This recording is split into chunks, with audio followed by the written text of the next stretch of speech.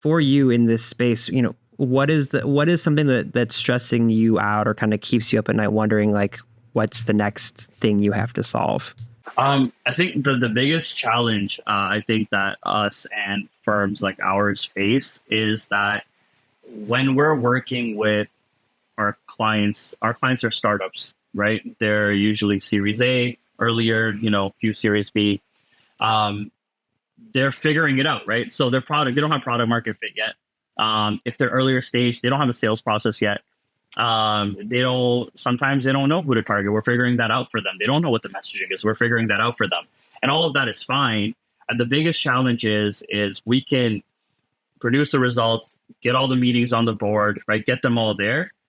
But then for whatever reason on the client side, they don't close. Now that could be a sales process thing, or it could be a product thing, right? Because both have not been developed and been proven yet at that stage of a company. So then if after working with us for a year and a half, whatever, they haven't closed any deals, but they have a crazy amount of pipeline, it's kind of like they have to go back and figure something out. Right. And so I try to coach some clients on, sales. I can only get involved so much without offering like a full blown consulting service. But that's the biggest challenge the firms like us face. Oh man, that has to be so stressful. Okay. So how, knowing that there is only so much you can do from that front, but you are kind of relying on them to close these deals in order for you guys. How do you, like you said, you can only do so much, but how do you approach that stress of being like, oh my God, like we're booking all these meetings for you, but you kind of always have an eye on like their news. How are you approaching a thing that you really don't have complete control over? Yeah. More recently, I'm working closer with our clients, especially the super early stage ones. And just helping them develop a sales process, giving them like best practices, talking them through, what they should be doing. And it's the simplest things, right, that make the biggest difference. It's like most of our clients will start off their first discovery call with like talking about themselves and presenting all about themselves. And it's just like, no, just flip that around, do more discovery, put yourself at the end for a little bit, right? Little things like that go a long way. So just giving that advice. We created some guidelines as well that we share with them too. Like tips to a successful discovery call, setting next steps, etc. So we try to do that. And then of course we try to continue to improve and get them as qualified a lead as possible. After that, it's like I said, you can only do so much unless I decide to open up a full sales consulting arm, right, of the business.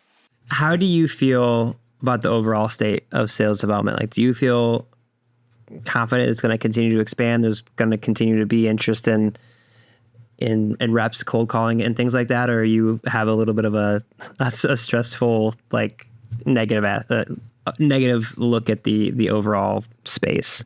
So I think that all of these AI bots that came out, right?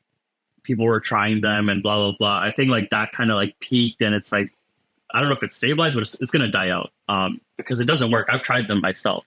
It doesn't work. So that's going to like phase out and people will get over that hype. Cold calling is coming back, in my opinion. I think people hated calls and it was super saturated, but now it's a channel that everyone should be using because it's not being utilized as much as email.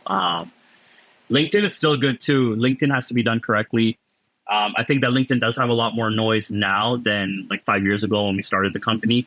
So you just have to become a lot more targeted with your lists and what you're saying. You can still do it, but it's that whole personalization at scale, right? Like have your messaging be relevant to a specific group and then run a lot of those campaigns, that kind of stuff.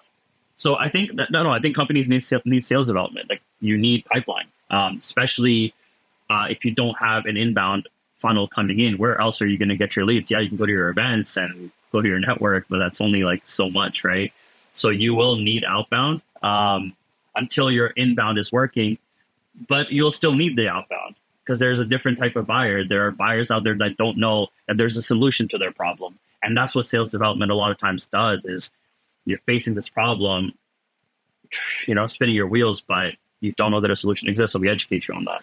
I love that. I also think it's like, depending on your market and and the types of organizations you're looking for. It also, like, sales development, it's a catch-all, but like it means so many different things. Like if you're trying to get into enterprise, sales development might just be you have reps calling individual contributors and directors and managers below the line just to give, like, create brand awareness and to, like, hey, we've got this event going on, or we've got this webinar going on. Like, we just released this report, and, like, not trying to sell you anything, but I know a lot of people in your space who are interested in it. And it's like, you kind of create this groundswell. And if it's a, a mid-market company, maybe you are trying to book that meeting on that first call, but like sales development people are really like the front line of a lot of times just informing the market about what you do, and they can't be interested in purchasing your product if they aren't aware of your product. And so I agree with you. Like, I think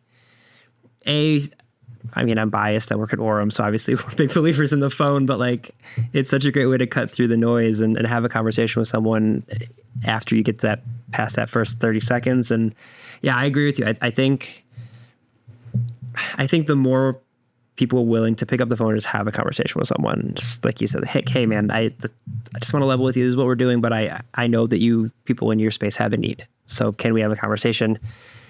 To me, that's always going to be better than sending out 5,000 emails and hoping. It's also, and I think I posted on LinkedIn about this, but it's also like the best way to get unghosted within a sales process, right? Like you have someone, they have a proposal out, or you've sent some stuff to them, and now you're getting ghosted. And so many people just keep emailing and LinkedIn and emailing. Just pick up the phone and call them. You have their number, right? Just call them. They'll answer and you'll get your update.